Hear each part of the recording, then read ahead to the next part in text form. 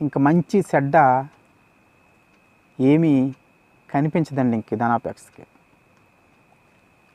కన్న తల్లిదండ్రులను మోసం చేసేస్తాడు కన్న కొడుకు, కన్న కొడుకును మోసం చేసేస్తారు కన్న తల్లిదండ్రులు, తోడబుట్టిన వారిని మోసం చేసేస్తారు అన్నదమ్ములు. ఇలాగా ప్రతి వారి యొక్క జీవితంలోనూ కూడా ఏం కల్పిస్తుందండి ఇదనంటే వైరమును కల్పిస్తుంది, పగను పెంచేస్తుంది.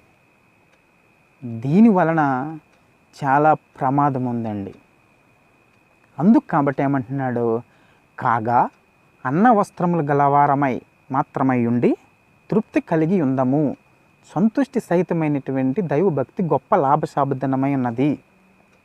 మనమీ లోకములోనికి ఏమీ తీసుకుని రాలేదు, ఏమీ తీసుకుని పోలేమని చెప్పేసి అపోస్తలుడైనటువంటి పౌలు గారు తిమోతికి వ్రాస్తూ ఈ మాటలు